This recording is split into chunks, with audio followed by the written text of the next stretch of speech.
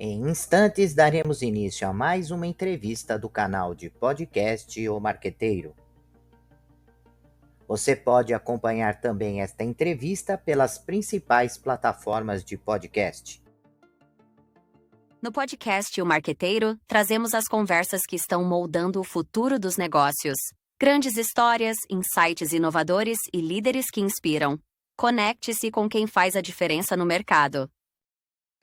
Olá, amigos do canal de podcast O Marqueteiro. Seja bem-vindo, seja bem-vinda ao nosso último episódio desta temporada. Realmente chegamos ao fim de mais uma temporada e esse ano foi motivo de celebração, porque tivemos entrevistas excelentes, fantásticas, com entrevistados de alto nível, que é o objetivo do nosso canal. Trazer sempre convidados que têm conhecimento, têm conteúdo, que têm elementos que levam a uma provocação, que é esse o objetivo do nosso canal: provocar, trazer insights, mostrar que o marketing não é apenas uma área, um departamento, mas sim uma função organizacional que liga as organizações ao mercado de atuação, a todo o ecossistema que a organização está envolvida. Mostrar também que marketing não é para qualquer um, não é qualquer pessoa que desenvolve marketing, né? Não trate o marketing de uma maneira pejorativa, né? Marketing é uma ciência que estuda o comportamento humano, estuda o comportamento das organizações, tenta fazer essa ligação, essa ponte entre as organizações e o seu mercado, buscando trazer eficiência, buscando trazer eficácia no processo.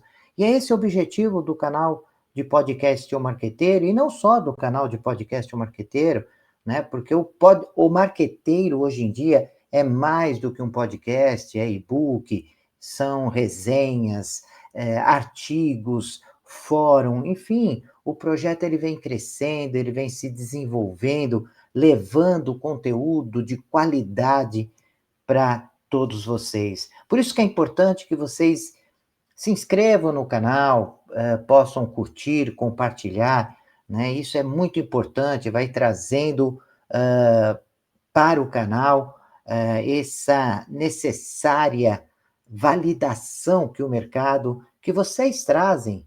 Isso faz com que possamos ir atingindo um número cada vez mais de pessoas. Esse canal ele dá para acessar através do YouTube, dá para acessar através do Spotify, e vocês têm todos os episódios ali, dá para acompanhar, são várias entrevistas que já foram feitas ao longo, não só dessa temporada, mas ao longo de todo esse tempo que o projeto já está aí, né, levando esse conteúdo até vocês, através dos smartphones, através do notebook, através dos tablets, né? Nós já ultrapassamos, só no YouTube, nós já ultrapassamos 600 pessoas que se inscreveram no canal. Eu não fiz o levantamento do Spotify, mas também é um número muito próximo a esse, né, de pessoas que estão inscritas, mais de 19 mil acessos no YouTube. Isso é uma marca significativa de um projeto que é segmentado, que é um projeto que é nichado, né? Não é um projeto que tem como objetivo quantitativo, né, de pessoas, mas qualitativo. Se vocês olharem, se vocês observarem quem está assistindo, quem está acompanhando o podcast, também são pessoas de altíssimo nível, né? São gestores organizacionais, são empreendedores, são profissionais que atuam dentro das universidades, das faculdades, reitoria, coordenadores de curso. Então, é um marco importante esse número pela qualidade. E isso graças a vocês, né, que vão acompanhando semanalmente, toda semana nós temos um episódio novo e acaba trazendo facetas, né, olhares diferentes do marketing, segmentos de mercado diferentes, ou seja, nós não estamos focados apenas num segmento ou apenas num conceito, numa ideia de marketing. Nós exploramos várias possibilidades que o marketing tem a oferecer para as organizações. Quem ouviu, né, os nossos episódios acabou compartilhando, acabou comentando, recebemos vários comentários ao longo da temporada, comentários referente ao quanto cada episódio tem contribuído para o desenvolvimento de estratégias, tanto de pequenos empreendedores, grandes, médios empreendedores.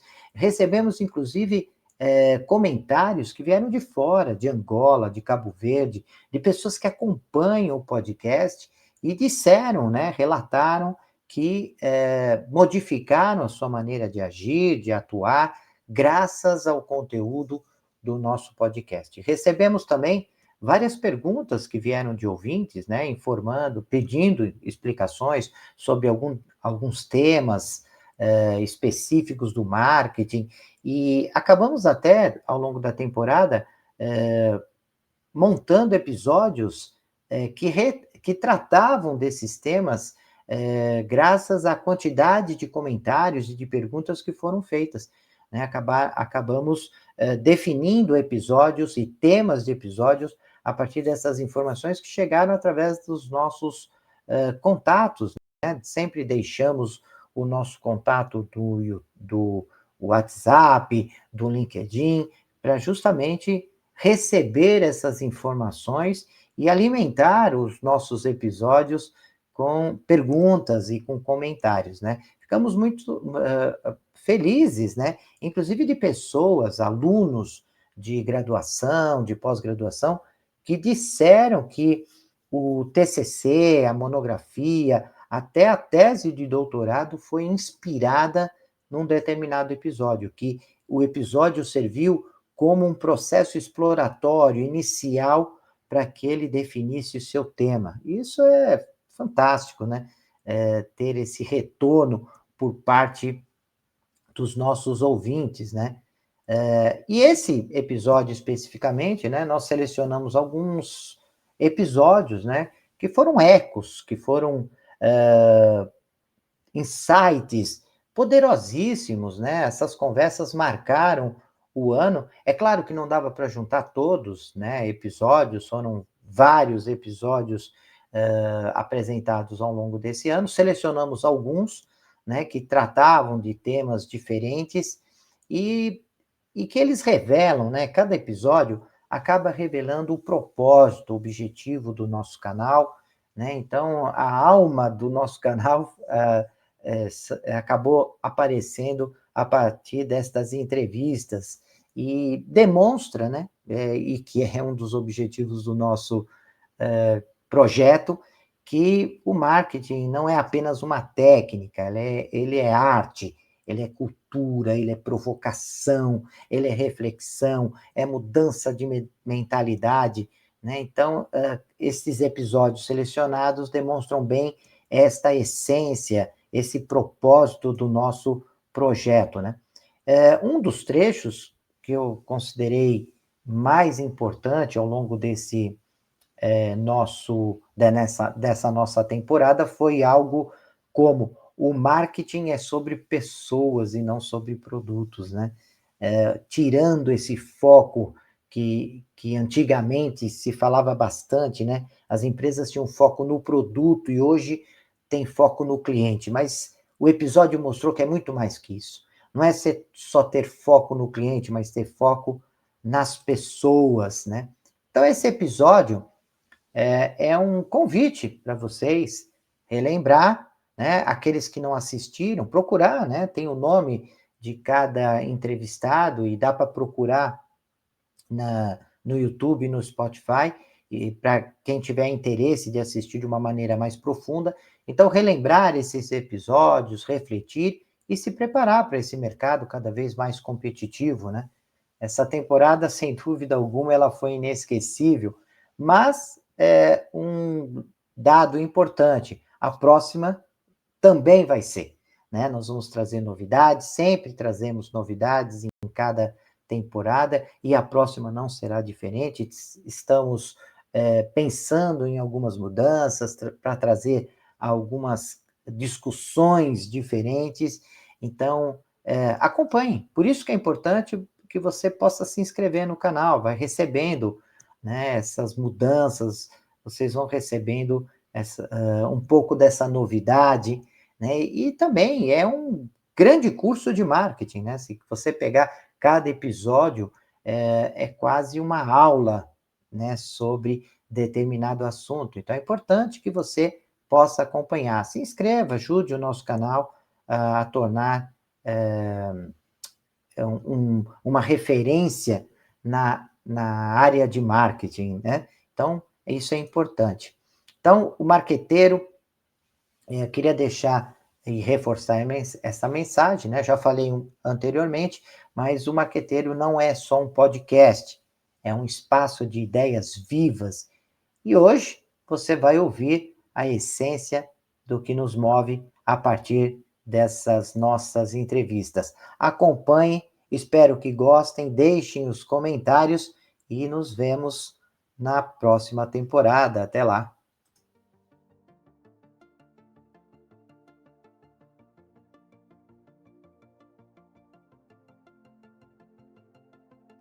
Professor, é uma história um pouco assim, bem parecida com a de todo mundo, mas um pouco diferente, né? O início é bem parecido, foi um início difícil, como vendedor ambulante lá em Feira de Santana, na Bahia, onde eu comecei vendendo pastel e coxinha, e aos domingos eu trabalhava com minha mãe, empreendedora, numa banquinha de frango. Então, meu primeiro contato com as vendas foi justamente para poder ter recursos financeiros para poder jogar futebol. Então, minha mãe não tinha condições de comprar chuteira, minha mãe não tinha condições de pagar passagem. Então, naquele momento, com 10 anos, 9 anos, eu comecei essa trajetória nas vendas. Então, foi o primeiro grande desafio, né? Enquanto muitas crianças estudavam ou treinavam, eu tinha que trabalhar, treinar e estudar. Então, realmente, as vendas vieram na minha vida antes do futebol. E aí, como o senhor falou, eu joguei em 6 países diferentes, morei em 7, né? E conheci 25. Mas eu sempre fui uma pessoa apaixonada por pessoas. Então, nos países que eu convivi, né, com as outras pessoas, eu me relacionei com diversos realmente nacionalidades e realmente vivi disso aí, aprendi. Então, hoje, quando a gente se fala de cultura organizacional, eu entendo muito bem na prática como eu tive que me adaptar em cada uma dessas situações. Então, as pessoas vão assistir minha palestra, elas ficam sem entender muito, porque está esperando um ex-atleta de futebol, né, com aquele bate-papo, aquela resenha de atleta de futebol. E depois, quando eu vou falar um pouco, que as pessoas me conhecem, vê que por trás da embalagem de jogador de futebol existe uma pessoa que iniciou desde o início como empreendedor, teve toda uma trajetória em multinacionais e vivenciou as culturas desses países como se eu já soubesse que algum dia isso fosse realmente servir para mim. Então, assim, eu vivi na prática tudo isso aí e logo depois eu consegui adaptar, né, as competências ali que o esporte nos traz para dentro de multinacionais como Ambev e Kraft Heinz para atingir grandes resultados. Então, assim, realmente, se eu pudesse, hoje eu obrigo meus filhos aqui, obrigo mesmo a praticar algum esporte. Por quê, professor? Porque somente o esporte nos traz alguns ensinamentos comportamentais, né, que são essenciais não somente para as vendas, mas para qualquer ser humano, né, desde respeitar processos. O nosso país, né, infelizmente, a gente vê poucos profissionais falando dessa questão de respeitar processos que não podem se pular. Por incrível que pareça, vemos muitos profissionais, né, que estão aqui compartilhando conhecimento e eles próprios acabam ensinando a pular processos. E toda vez que você pula um processo, uma etapa, professor, não tem como, entendeu? Um exemplo, a nossa cultura, a gente fala, pô, vamos estudar para poder completar o terceiro ano, fazer uma faculdade para depois ser inserido no mercado de trabalho. E hoje vemos vários profissionais com diplomas, mas despreparados na prática e também na parte teórica. Por quê? Porque apenas vivenciaram aquilo ali como se fosse apenas uma oportunidade de ganhar um diploma. Não, não vivencia. Então, o senhor, como professor, eu espero que os seus alunos assista esse conteúdo e entenda a importância não somente de tirar notas boas, mas a importância de realmente seguir o processo, que é ir para a sala de aula, aprender realmente aquele conteúdo, tirar dúvidas todas necessárias para depois, quando chegar no mercado de trabalho, minimizar os problemas e as dificuldades. Então, assim, a gente precisa bater realmente não somente na parte acadêmica, mas para todo ser humano, que é o que eu vi mostrar isso, a importância de você seguir processos. Sem dúvida, é importante e necessário, né, Zanoni? Eu costumo dizer com alguma frequência, eu tenho 61 anos, a nossa geração, acho que nós somos contemporâneos, Zanoni, a nossa geração viu muita coisa acontecer na área, notadamente de comunicação, não é? E vimos muita coisa tecnológica acontecer na nossa frente que, no primeiro momento, até nos assustava, né?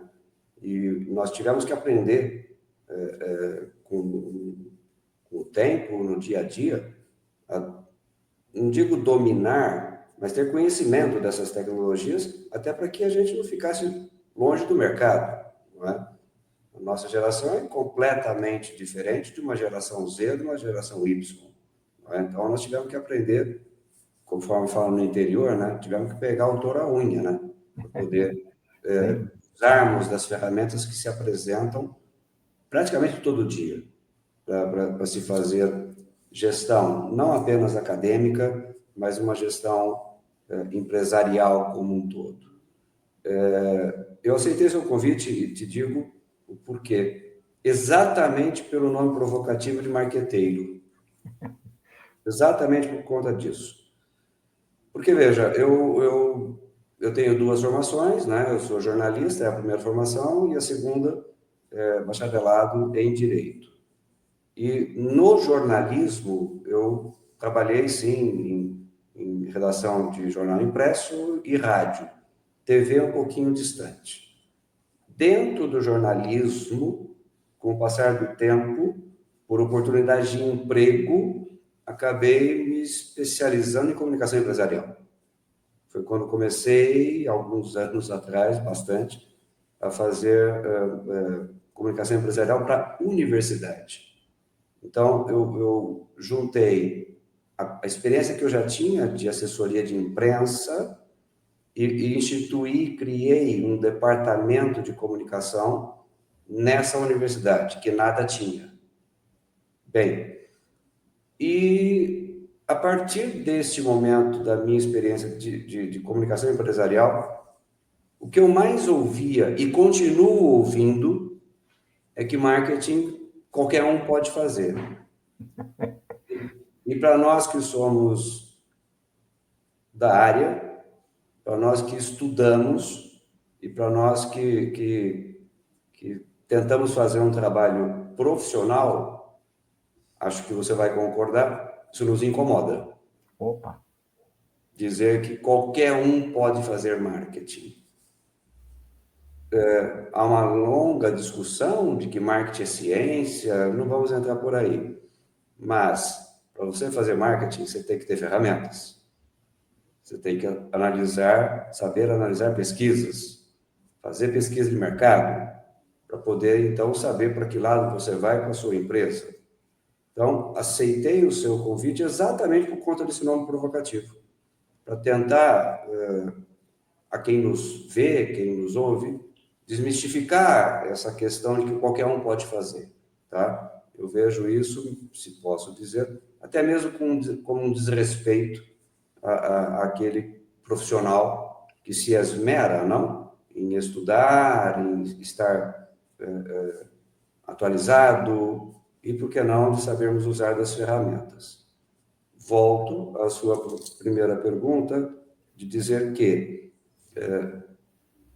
se a gente precisa de ferramentas tecnológicas no nosso cotidiano, a mesma aplicabilidade devemos ter, vou falar um pouco mais da área de educação, que é o meu métier de 30 anos para cá. Há que se saber analisar mercado, entender muito bem qual é o perfil dessa juventude que hoje se apresenta, para nós tentarmos falar a mesma língua desse jovem que vem para um banco universitário.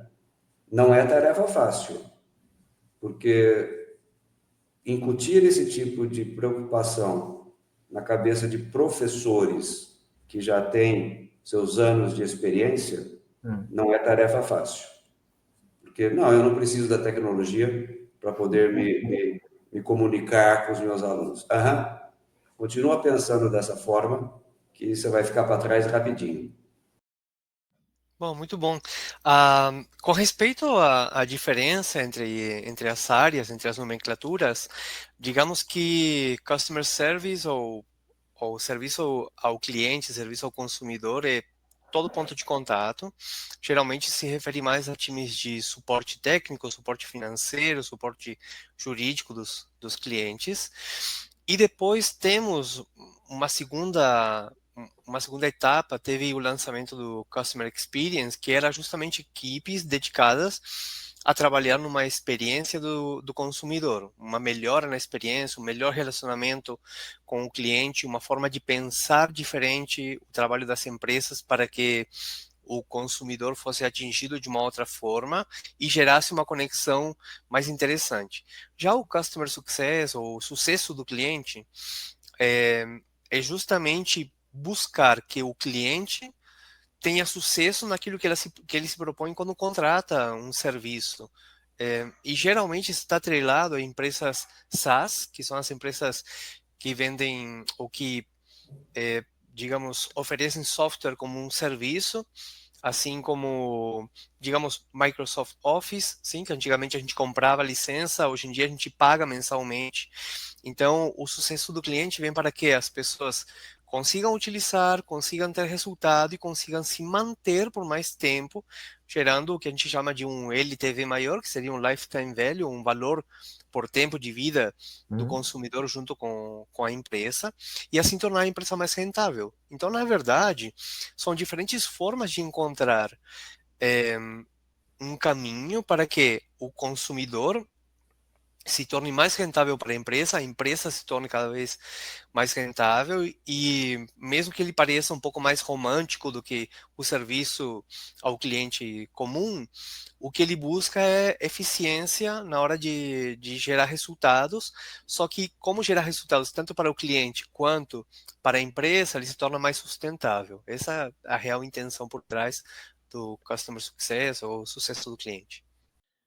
Eu não acho que ele tem razão na abordagem, e eu acho que o marketing ou a experiência do cliente tem que ser enfatizada como a gente vem fazendo. Agora, tudo sempre existiu, né? Desde o momento que a primeira empresa começou a vender a primeira coisa para o primeiro consumidor, você tem marketing, mesmo que não soubesse o nome, você tem marketing, você tem processos, você tem experiência do cliente. Eu sempre falo isso e deixo isso muito claro. Você não está criando a experiência do cliente. Você está colocando ela em foco para você escolher a experiência que esse cliente vai ter. Porque alguma experiência ele vai ter, ou boa ou ruim. E pode ser que a boa seja por engano. Pode ser que seja sem querer que ela seja boa. E aí a gente começa a estudar a experiência do cliente, os termos vão surgindo, porque a gente não quer mais que as coisas sejam por acaso, que seja por engano, que seja só porque sim. A mesma coisa com cultura organizacional. Sempre teve, sempre existiu. Cultura toda empresa tem. É que algumas têm uma cultura tóxica, algumas têm uma cultura xoxa, algumas têm uma cultura ruim. Você vai tratar do tema de cultura para que você pegue essa cultura ruim, xoxa ou sem querer e passe a torná-la intencional. Então, eu até acho que quando ele fala que sempre existiu, é verdade, mas só que quando eu trago um tema novo, surge um termo novo, eu estou querendo dizer que agora é a hora de olhar para aquilo e que a gestão tem que olhar para melhorar os processos, os resultados e tudo mais. Perfeito, assim, acho que essa pergunta para a gente poder iniciar esse nosso bate-papo, né? Porque vamos falar sobre inteligência de negócios, né? E o que é essa inteligência? Ela passa, assim, primeiramente pelas pessoas, né? Quando a gente olha para uma pessoa, conversa com essa pessoa, a gente percebe algumas características, né? E inteligência é uma delas. E no mundo dos negócios, Hoje, principalmente falando de inteligência artificial, né, que está vindo com tudo, como ficam as pessoas, né? Então, inteligência, ela é base, ela é fundamental, né, para que a gente possa ter negócios também inteligentes. Então, cultura, pessoas, processos, tudo isso faz parte. Quando a gente fala de inteligência de negócios, ela transcende, né? Ela abrange muitas características. A minha formação é em gestão da produção, especialização em engenharia de produção, vivi muito no chão de fábrica, e lá a gente aprende efetivamente, assim, a trabalhar com informação, com dados, e aí, Zenoni, tu trouxe aqui, né, essas informações de o que eu preciso de insumo para produzir, quanto eu vou produzir, como eu vou vender, como isso vai ser colocado no mercado. Tudo isso são informações extremamente relevantes para uma empresa. E como um empreendedor inicia, né, um negócio, mas de maneira inteligente. Porque muitas vezes, e aí falando do cenário brasileiro, né, muitas vezes esse empreendedor, ele vai muito pela necessidade. Então, ele abre o seu negócio porque ele precisa, né, ou se desvincular, ou ele está desempregado, ou ele está descontente, ou há uma necessidade financeira. E, geralmente, essa é uma das características muito grandes no Brasil, por necessidade. E aí, muitas vezes, falta a base do conhecimento, essa inteligência sobre o próprio negócio que vai abrir. Muitas vezes, tecnicamente, né, ele entende sobre aquilo que ele vai oferecer para o mercado, mas muitas vezes faltam algumas bases aí de conhecimento que não têm relação efetivamente com o produto. Então, quando a gente fala, né, falando especificamente agora de novos negócios e startups, né, da escalação, muitas vezes não depende apenas de eu saber vender ou eu saber produzir aquele produto. Eu preciso ter algumas outras características e outros elementos que são fundamentais para que o negócio dê certo. Então, a gente tem até alguns dados que são bem famosos aí do Senai, né, do IBGE, 6 a cada 10 empresas fecham num ciclo de 5 anos, quer dizer, elas não duram mais de 5 anos. É um número muito expressivo. 6 a cada 10 não duram. E aí, né, fazendo as análises, a gente percebe que muito se dá também, claro, as questões financeiras, muitas vezes são agravantes para isso, né, para o fechamento, mas também a falta de conhecimento em gestão. Então, respondendo a essa tua pergunta, né, o que nós precisamos, quanto empreendedores, para iniciar um negócio, a gente precisa entender de alguns elementos básicos, principalmente aí falando sobre finanças, né, sobre mercado, sobre alguns processos das nossas operações, mesmo sendo processos tecnológicos. No fim das contas, tudo é processo, e a gente tem que entender sobre cada um deles e quais são aqueles que impactam, né, mais o meu negócio ou não. Então, ter um pouco de abrangência maior sobre o conhecimento de negócio, ele é fundamental. Na realidade, o que aconteceu o que tem acontecido com o mercado de educação é que a gente não, principalmente aqui no Brasil, né, a gente não modernizou a forma como a aprendizagem é passada de professor para aluno. Se você for pegar os exemplos aí de como eram as universidades há 500 anos atrás, elas eram muito parecidas com isso. Todos os alunos ali sentados em carteiras, né, olhando para o quadro, o professor escrevia ali naquele quadro. Se você for ver, a única diferença que a gente tem hoje é que tem ali alguma tecnologia embarcada dentro da sala de aula. Você tem ali projetor, computadores ou algo nesse sentido, mas esse formato, né, essa dinâmica de sala de aula, ela ainda é muito parecida. E como você falou, esse mundo digital hoje, ele mudou tudo, né? Você literalmente tem tudo na palma da mão com o celular, você consegue pegar tudo todo tipo de informação que você precisaria, né? E aí, eu acho que nesse momento a teoria ela deixou de ser uma coisa tão importante quanto era no passado, né? As pessoas iam para universidades, para faculdades, para instituições de ensino superior, enfim, para terem acesso e conhecimento através dessas teorias, certo? E hoje isso já deixou de ser uma coisa que é um diferencial. Se você vai conversar com alunos ou com candidatos que estão buscando ensino superior, ele está buscando, na realidade, ter uma colocação profissional melhor ou ter uma colocação profissional, né? Ele está buscando, de fato, ser desejado no mercado. E isso aqui que eu vou falar parece clichê, mas não é. A melhor propaganda que existe é a propaganda feita por um cliente satisfeito, né? Indicando para as pessoas. E aí o que aconteceu, de fato, foi essa frustração.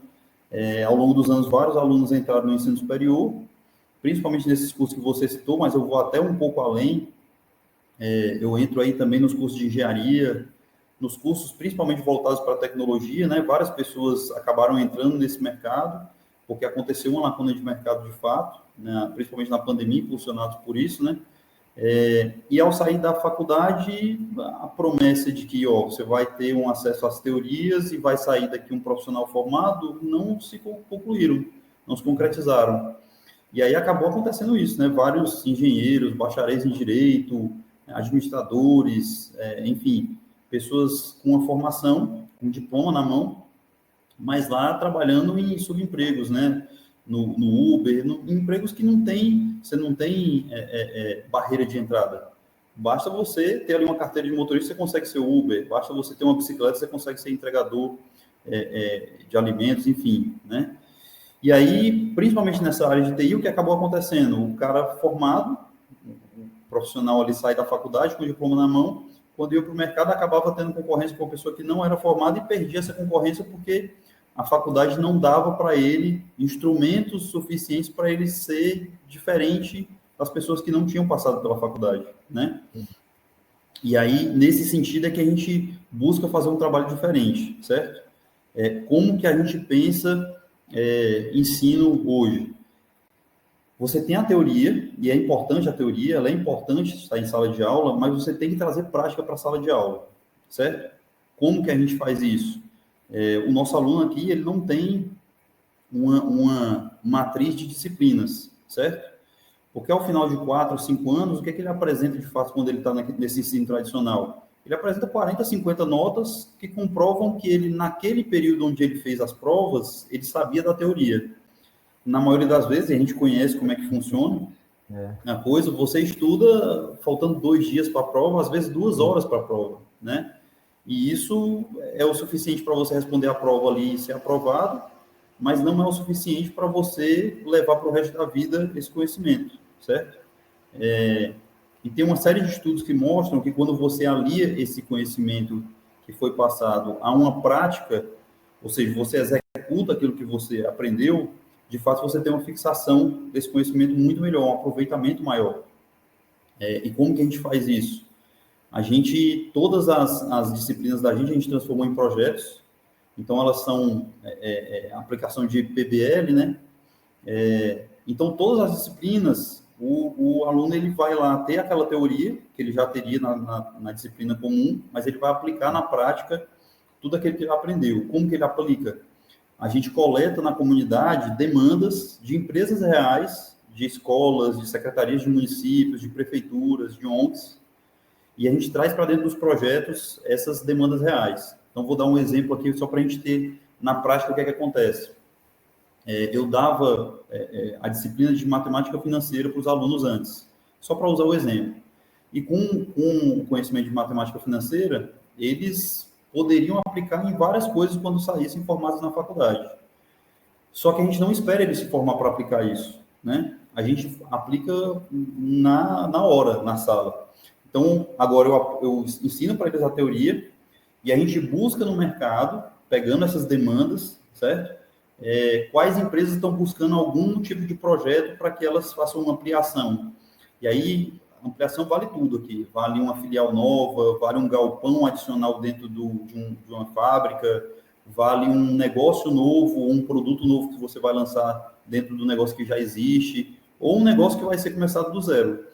O objetivo é pegar os alunos com a demanda real, trazer essa pessoa que tem a demanda real, seja ele um empresário, gestor, diretor, secretário, enfim, que que está com aquela demanda e trazer ele para dentro da sala de aula para passar essas informações para os alunos. Eles pegam essas informações que foram passadas pelo demandante, alinham com a teoria passada pelo professor e aplicam na prática, entregando ao final do projeto uma viabilidade financeira daquele projeto.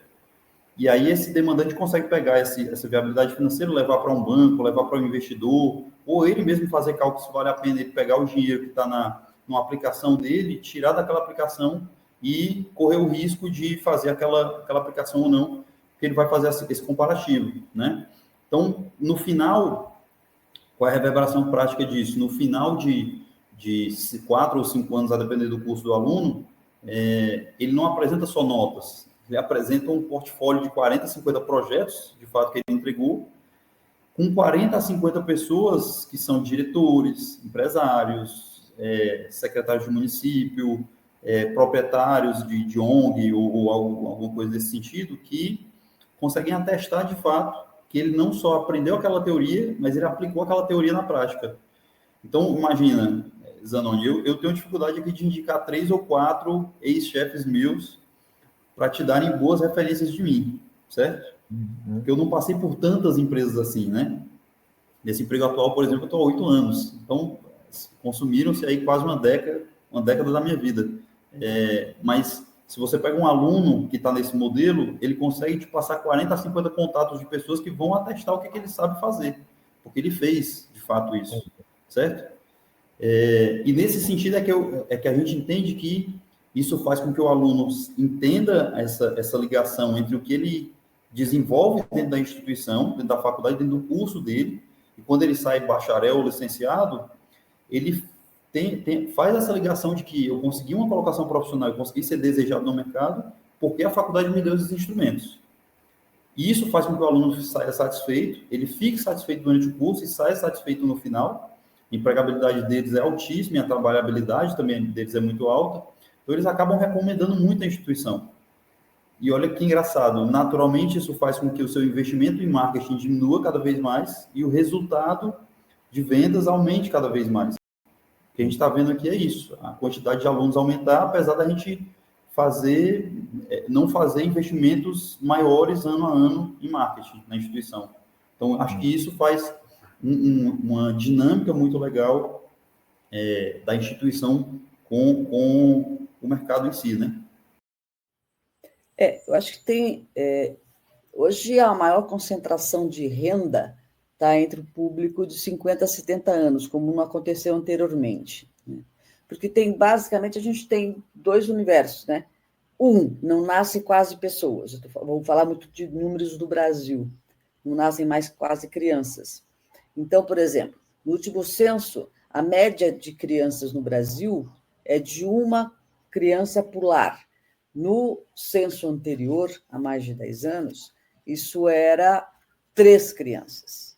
Então, a população no Brasil, acho que é muito importante entender que a onda dos prateados, ela não é uma coisa de moda, ela é um fato, né? Que a gente sempre não quis morrer, né? Então, agora é um fato que a gente vai durar com saúde mais tempo.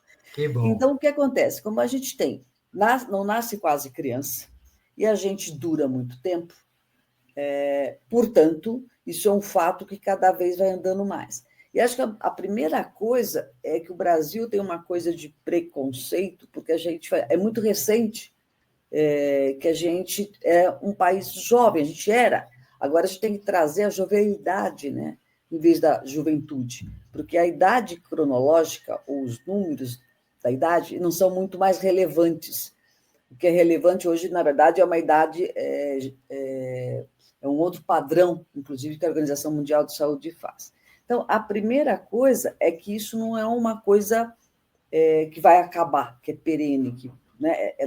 Na verdade, aqui no Brasil, no mundo, não vai haver mais crescimento de população, né?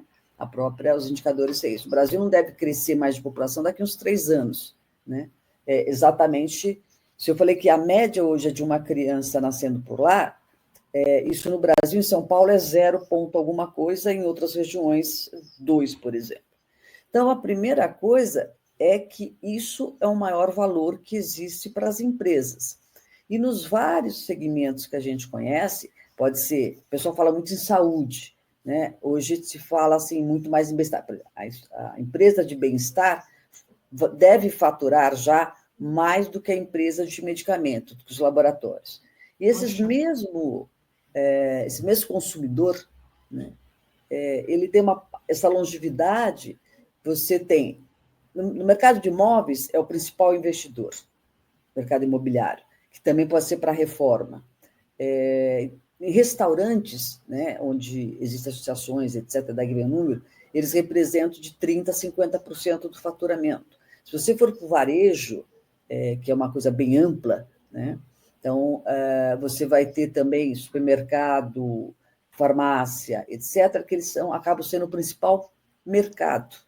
Então, não dá para tratar nem como temporário, nem como nicho de mercado. Ele tem que estar na cultura da empresa e principalmente de inovação, né? A gente tem que ter, a gente está num momento de grande aprendizado para aprender que a longevidade das pessoas ela é extremamente importante como para os negócios, né? Então, antes você tinha uma capacidade de inovação e de ter esses consumidores por muito tempo, de até 50 anos praticamente, né? Porque normalmente a gente crescia, estudava, fazia família, etc., etc., aposentava aos 50 e morria aos 60, né? Então, hoje, por exemplo, a aposentadoria é quase que uma prisão, porque as pessoas, acho que já ouviu falar do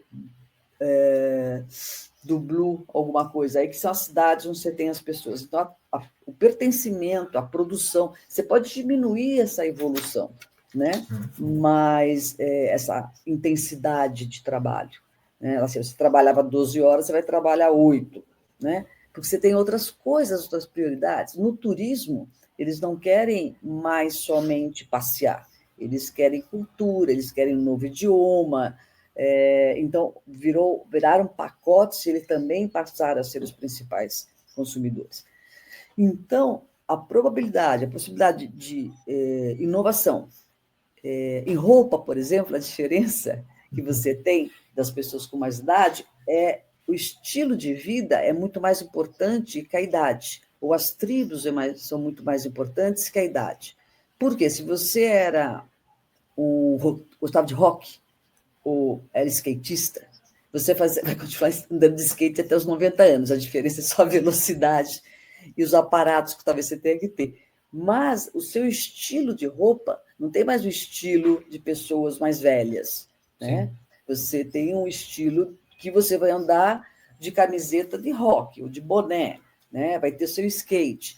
A diferença é que os homens começam a ter uma pochete na barriga, a sua maioria, e as mulheres, essa parte aqui de cima, né, entre ombro e seios, ela fica maior. Então, você precisa ter um novo molde de roupas. Não é, então, assim, hoje pesa muito mais o estilo de vida para as pessoas do que a idade, né? João, muito prazer, sua pergunta é excelente. A gente enfrenta um problema muito sério, né, com a questão geracional, né? E o que o fundador fez há 30, 50 anos atrás ou mais, não é perdido nem perde o valor, porque se a empresa chegou com sucesso até o dia de hoje, é porque ela tem um grande valor. Entretanto, o mundo está em movimento, né? Está em evolução, e a gente precisa acompanhar as inovações, as tendências, com responsabilidade. É nesse ponto que a governança corporativa entra. Eu, como conselheira empresarial, participo de grupos, de conselhos, a gente preza muito essa questão da boa convivência geracional. É trazer o novo com ideias, né? Por exemplo, a inteligência artificial, ela bem utilizada, ela otimiza tempo, ela otimiza custos, mas ela também ela traz riscos muito sérios para uma empresa. Então, a gente tem que ter cuidado com a cibersegurança, com a proteção de dados, né? Com os documentos da empresa. Então, a gente conseguir escutar mais. Eu trabalho com a comunicação 5.0, que trabalha soft skills, né? Porque hoje a gente não comunica para informar só, a gente comunica para inspirar, para engajar para transformar. E é isso. Quando a gente escuta o outro, a gente consegue extrair do outro melhor. E a governança trabalha com o quê? Com equidade, respeitando cada começo de cada pessoa, cada conhecimento, levando a mesma informação para públicos diferentes. E é isso. Vamos escutar o que foi feito do longo de 30, 50 anos, que continua dando certo, e vamos trazer inovações para somar, para integrar, né? E isso fazer com que a empresa seja sustentável, crie perenidade, né? Se não, nós temos um cabo de força, cada um puxando por um lado e a empresa é que perde. A gente sempre tem que, em primeiro lugar, dentro de uma empresa, o fundador, os seus executivos, os seus sucessores que estão sendo preparados, pensar o seguinte: eu não posso pensar no melhor para mim, eu não posso pensar somente no que eu acho correto, eu preciso pensar no que é melhor para a empresa, porque se a empresa ganha, todos ganham. Ganha a família, ganha todos os sócios, acionistas, dependendo do tamanho e maturidade da empresa, ganham os clientes, fornecedores, todos os stakeholders saem ganhando com essa união.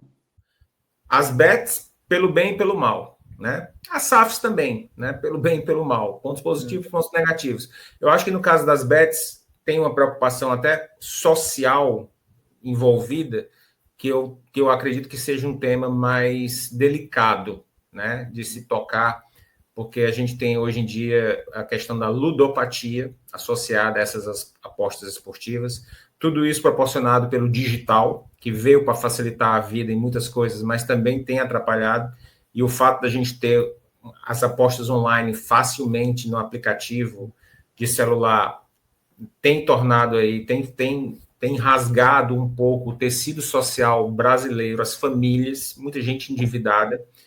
Ao mesmo tempo, a gente tem uma indústria de futebol que não consegue mais sobreviver sem os recursos que vêm das bets, como já acontece em outros mercados, né? Como na Inglaterra, que a gente tem patrocínios de bets há décadas.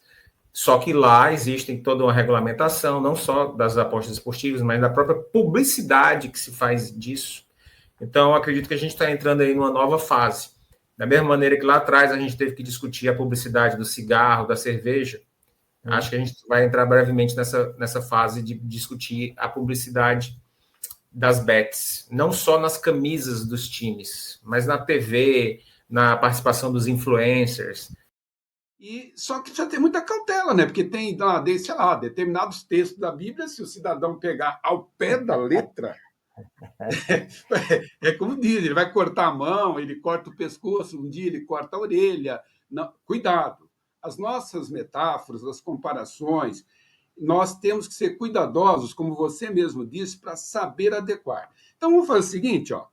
Eu começo com uma aí, mas bem, detalhe, hein? Vamos só lembrar todo mundo que está nos acompanhando, hein?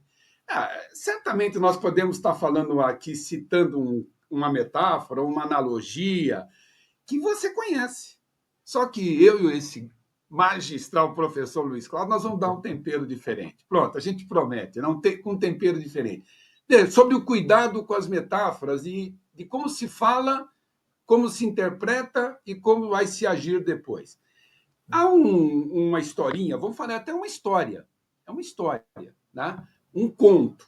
Esse conto, que é um conto que acaba sendo metafórico, fala, você certeza que você conhece, certeza. Aquela história do cidadão que produzia hot dog, né? Cachorro quente, numa cidadezinha do interior, e era feito de uma maneira toda. Hoje em dia o pessoal diria assim, né? Tudo charme, gourmet, né? Nos tempos atuais, né? Mas lá naquele tempo não tinha internet, não tinha nada, que gourmet que nada. Ele era um cuidadoso mesmo. A esposa dele fazia o molho, fazia o purê de batata, né? Caprichava em tudo. Eles compravam um pão numa padaria pequenininha lá, que era um pão especial, de um tamanho especial. Resumindo, ele virou um case de cachorro-quente, o hot dog na cidadezinha dele, lá no bairro. Todo mundo comprava dele. Ele foi expandindo o negócio dele ao ponto de ter recursos para mandar o único filho dele estudar numa grande universidade aqui da capital de São Paulo. O menino veio e ele continuou lá na vida dele, fazendo seus hot dogs, vendendo muito bem, etc, etc. O filho estudando economia aqui em São Paulo, numa grande universidade, acompanhando toda essa situação de mundo maluco, globalizado, manda uma mensagem para o pai dele dizendo o seguinte: pai, atenção, muito cuidado com tudo, faça a economia, porque uma crise está para vir por aí. O pai dele chegou lá, conversou com a esposa, falou: ó, nosso filho, que agora está estudando numa universidade, olha o que ele escreveu, e não é a primeira vez, falando que vem crise para a gente cortar custo. Bom, ele falou: o que nós podemos cortar custo? Olhou o produto dele, o hot dog dele, falou: bom, deixa eu ver. Bom, podemos diminuir o pão? Vamos comprar um pão que todo mundo usa? Vamos. Aí, quando ele fez isso, a demanda dele reduziu-se. Ele falou: tá vendo? Olha o que o meu filho falou, que a crise ia começar. Falou: vamos reduzir mais ainda. Bom, resumindo, a esposa dele, que antes fazia o purê, fazia lá o molho, deixou de fazer e passou a comprar muito mais barato em outro lugar. A demanda dele caiu mais ainda. Ele falou: tá vendo? O meu filho tinha razão. Bom, resumindo, ele foi cortando, tirou toda a personalidade do produto dele, que era dele, da esposa, da família, e o negócio dele fechou, e ele, resumindo, disse o seguinte: meu filho tinha toda a razão. Sim, veja só, quando a gente fala de ser bom para os dois, vamos pensar nas organizações, instituições, empresas, seja lá o que for. Nenhuma instituição quer ficar isolada do mundo, não é só você que corre esse risco, todo mundo quer se relacionar. Esse é um ponto importante. Então, assim, ao mesmo tempo que você quer fazer um network com a pessoa quer fazer com você também. Sem dúvida. Às vezes o que falta é um primeiro passo. Entendeu? Exatamente.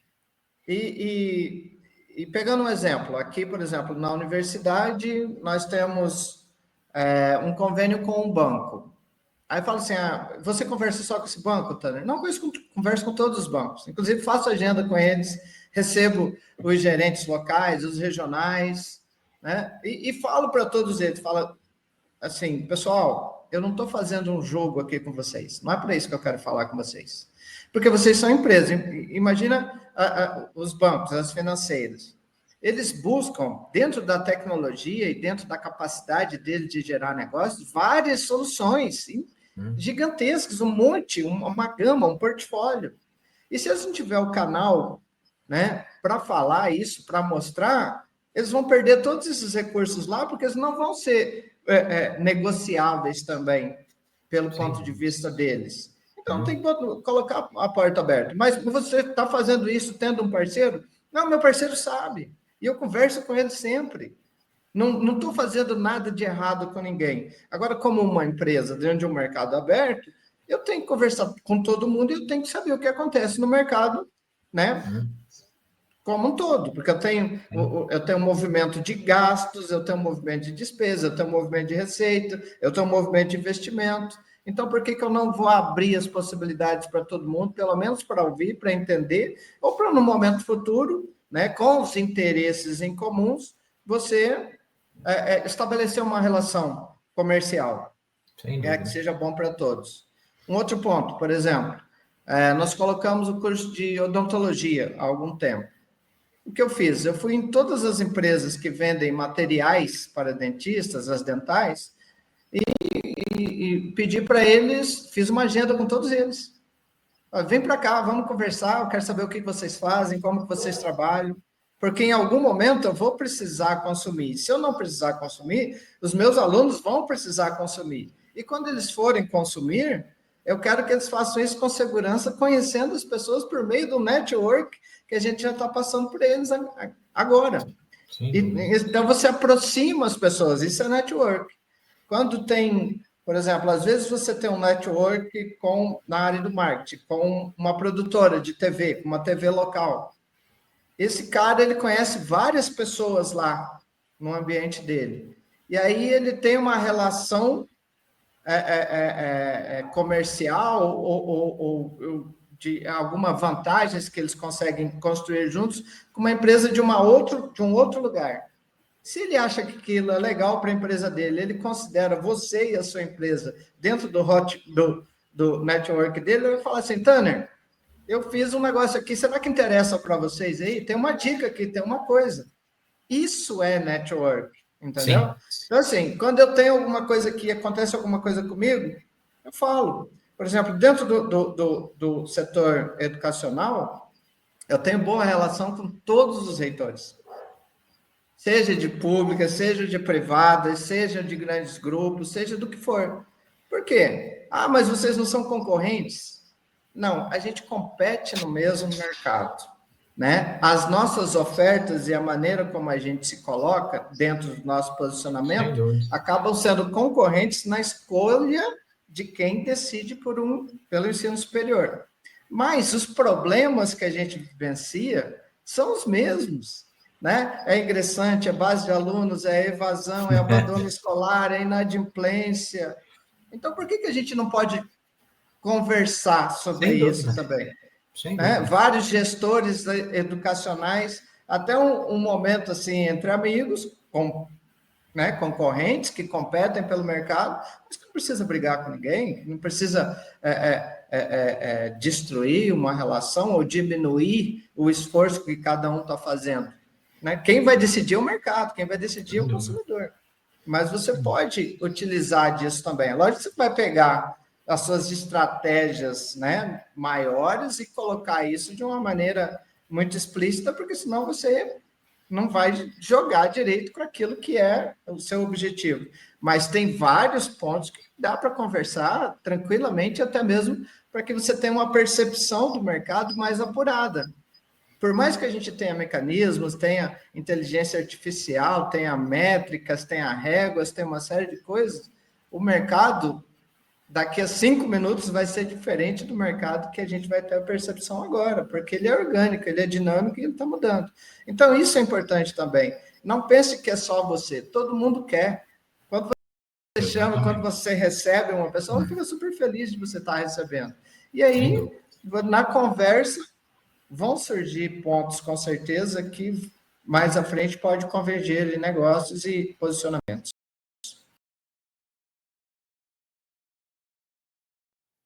Então, eu vou trazer um pouco, né, da minha história enquanto palestrante aqui de uma forma bem breve, né? Eu estava na graduação na Universidade Federal de Ouro Preto e um professor meu, ele ia dar uma palestra na UFMG, na época, ele chama Antonelli, né, até referenciando ele aqui, e ele ia dar uma palestra sobre psicomotricidade, né, que é a influência da nossa psique ali na questão motora. E aí ele chegou para mim e falou comigo assim: ô Silas, você não quer fazer essa palestra lá para mim, não? Você é um dos alunos aqui que eu acredito que tem competência para fazer isso. E eu já tinha uma visão muito clara, né, que eu ia buscar ser um palestrante mais à frente.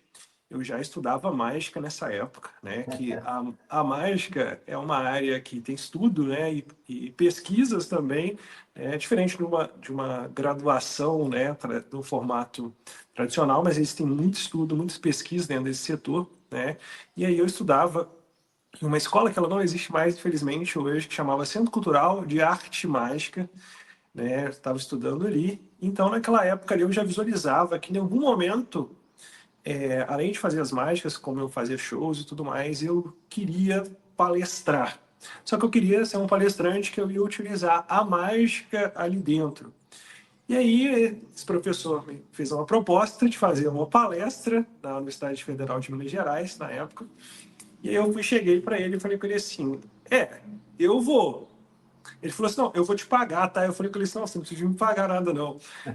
Se você só me der a oportunidade de fazer uma coisa, arriscar fazer uma coisa, para mim eu já vou ficar muito satisfeito. Ele: o que é? Aí eu falei com ele assim: então, eu quero colocar alguns números de mágica dentro da palestra, porque psicomotricidade, para mim, vai linkar com tudo isso.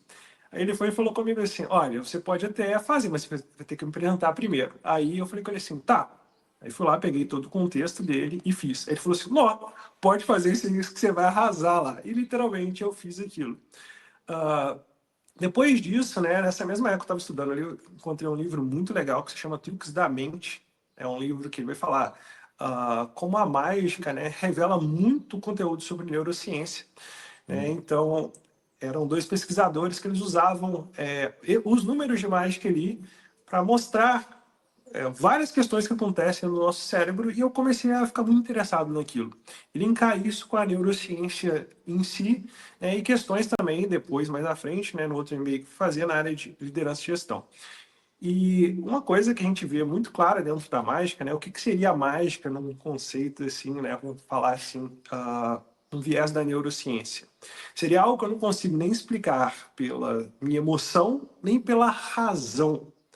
Então, entre o conflito ali, a gente acha que ele é mágico. Tipo, nossa, que demais isso. Então, esse conflito, ele faz com que haja, né, uma disputa entre esses lados ali para tentar explicar aquilo que ele está vendo, e depois tem a sensação de fascínio, e isso marca. E, ao mesmo tempo, né, a gente vai ver alguns estudos sobre a atenção hoje, né, a gente vê que, né, a atenção hoje ela não tem durado tanto tempo. Né, tem alguns estudos que vão mostrar de 7 a 15 minutos, né, que é o tempo de, vamos colocar assim, atenção plena de uma pessoa dentro de uma palestra. Então, eu uso um número ali para chamar a atenção e muito mais do que isso. Né? Não somente como teatrinho, né, a gente faz uma questão de um número de mágica, que ele é um recurso didático e de impacto emocional para que aquela pessoa ela aprenda aquele conteúdo, ela lembre daquilo, né, por mais tempo. Então esse é o foco, né, que a gente até fala nas nossas palestras, né, a gente busca gerenciar a atenção do início ao fim. Então a cada 7 a 15 minutos dentro das nossas palestras, elas têm números de mágica ali para isso, ou a gente traz alguma coisa que vai tocar a emoção ali dentro daquele tempo. Deixe seus comentários, sugestões e opiniões. E aproveite e se inscreva no canal.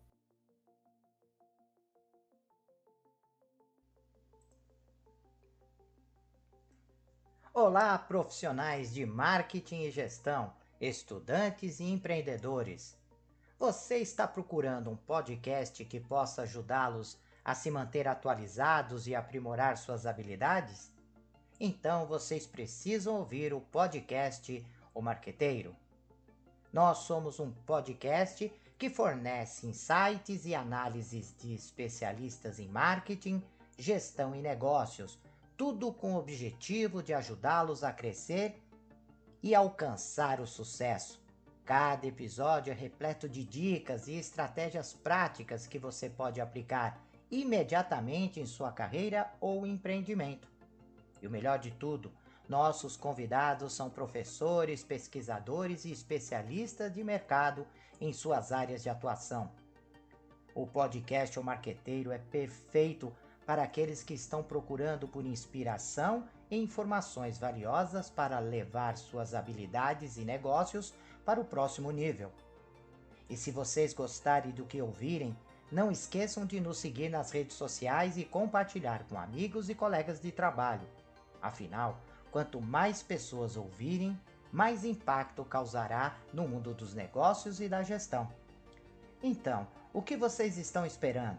Vamos ouvir o podcast O Marqueteiro agora mesmo e transformar suas carreiras em empreendimento? Até o próximo episódio.